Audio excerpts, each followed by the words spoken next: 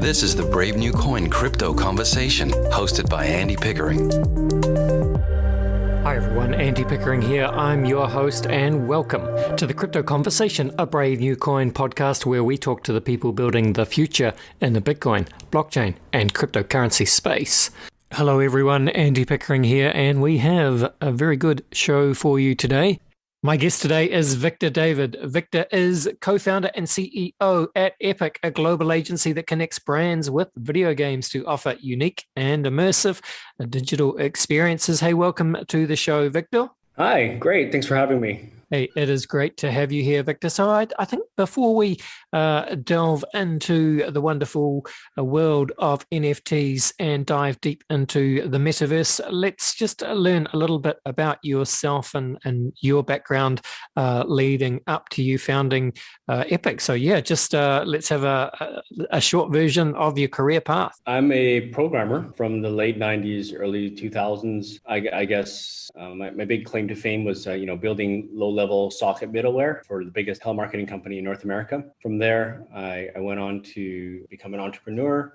I never thought I'd be in the blockchain space, but then fast forward into 2018 and NFTs were actually coming out. I was actually there in Dallas in the ERC 721 code review. I was there from the ground zero as things started to emerge. And because of my experience and being a part of the original .com, I guess, era, everyone was really excited about NFTs and people wanted to do art. People wanted to do, what you see right now, user-generated content. People wanted to do a marketplace. The OpenSea guys were, coding it up beside me. And I really went out there and said, I'm going to swing for the fences and I'm going to build the biggest enterprise ecosystem and focus on games and brands and games. And it was very high risk. And it was just a passion of mine. I was a diehard, video game player. I was addicted to like World of Warcraft. And at that time, digital items meant more to me than, real life items, more than a BMW in the driveway. So I said, I really want to take this. This is really going to transform the gaming industry.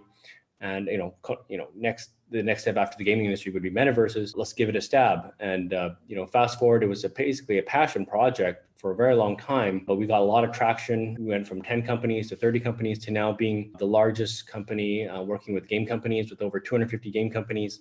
Over half of the top 25 game companies in the world are our clients now, and we put brands into those game companies, and we focus on the digital merch of these crossovers. And then, the next evolution of that is integrating with them to do NFTs. And we're the only NFT company to do any deals with AAA game studios and to implement any kind of NFT solutions with them.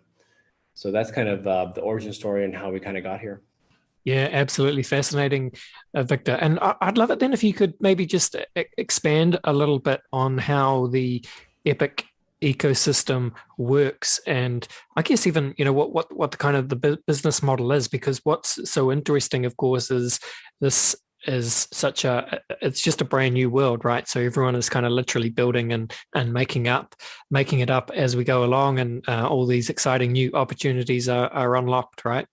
Yeah, great question. So that is the huge differentiation between Epik and everybody else. We are B2B focused. In the end, the consumers do interact with us and there is some type of interaction with them. But our clients are primarily businesses, and that was our strategy from the beginning.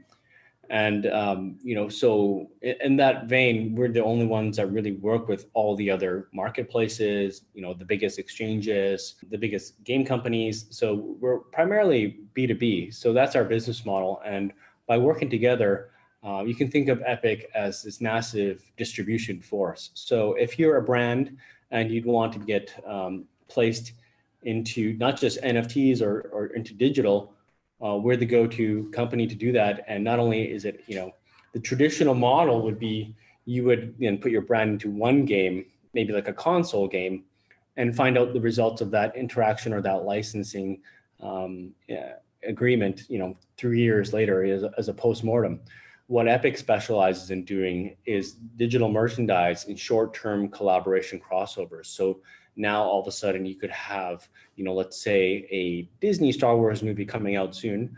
We could put them into 5 different games simultaneously, all in different geographic regions, and run that campaign for like a month where they're getting promotional placement as well as the opportunity to drive revenue via digital in-game items.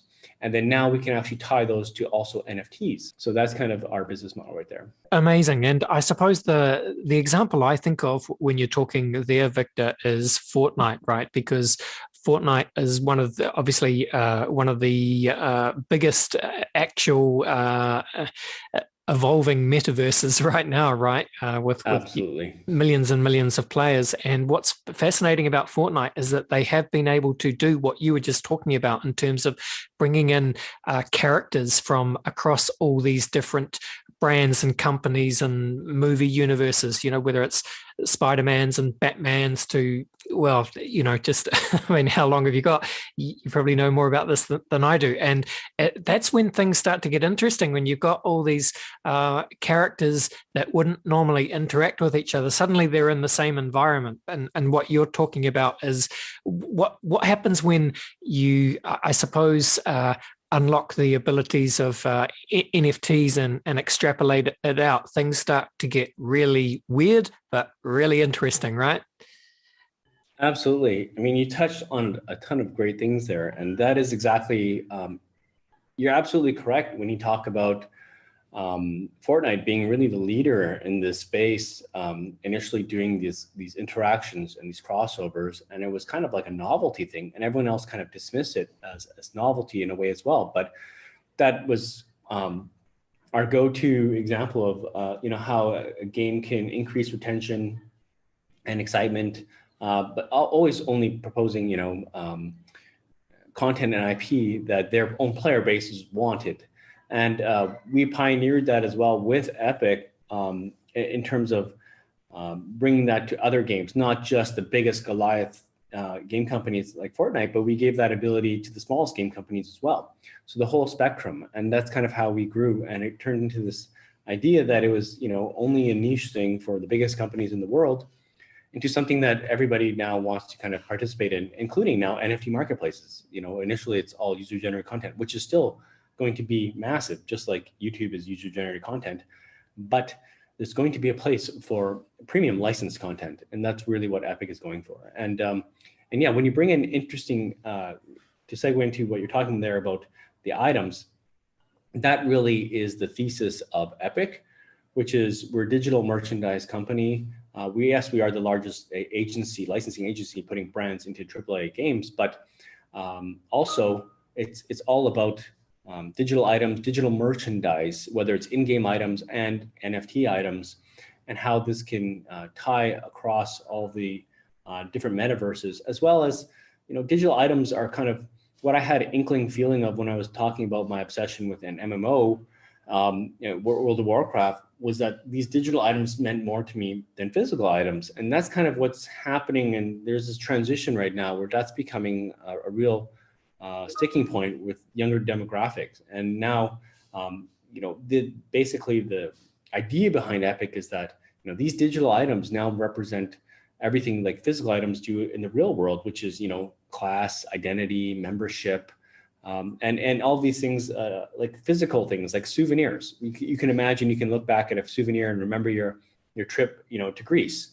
Now people will go look at their digital wallets, something Epik's obviously building, and then they can go look and they remember that game they played when they were in high school. And then they can look at the games that they remember that their journey of the games that they played when they're in college. And then now they don't have to spin up the entire game. They can just go look at basically their history of digital items. So that this is where digital items then becomes a focal point of, can one platform rule them all? Absolutely. Maybe we might get to a point where one of these metaverses emerges and it becomes the Facebook. Coincidentally, Facebook is also doing their own metaverse, but I think there'll be a battle for a while. And during this battle, I think that the idea behind Epik and what we're trying to do with giving people ownership of their items and giving them access to their items without having it necessarily tied to the games, and being able to, bridge all this together and have this layer of interconnectivity with these items is kind of what is really interesting to us. Yes, indeed, Victor. And look, I did want to talk to you about what's happening at Facebook, right? Because I think a lot of people, anyone in the kind of watching the NFT news cycle will have seen Mark Zuckerberg's comments think it was last week when he said that basically in 5 years' time, he wants Facebook to be seen as not a social media company, but as a metaverse company, which is, it's quite incredible to hear Zuckerberg say that, but it makes a lot of sense. But I guess the worry there is, there's a famous quote by, what's his name?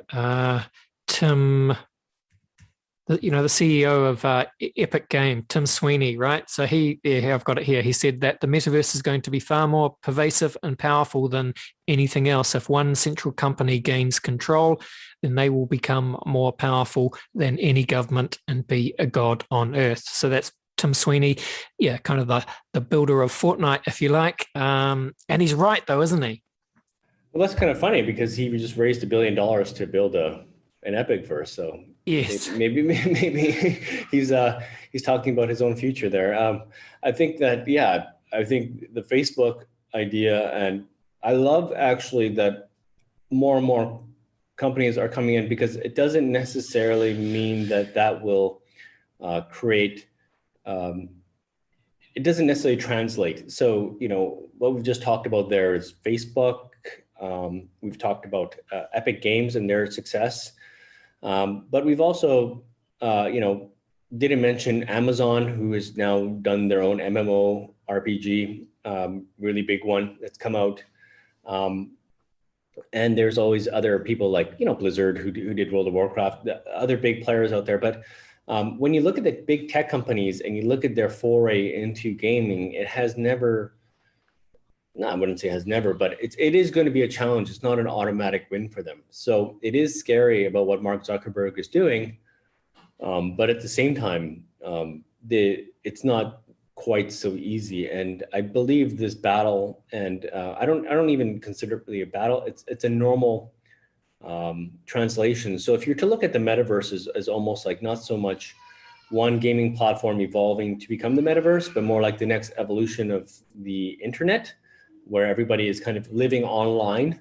Everyone has their own unique particular tastes and has that freedom and ability to cater to whatever they desire to search or to explore or to learn or to spend their time doing.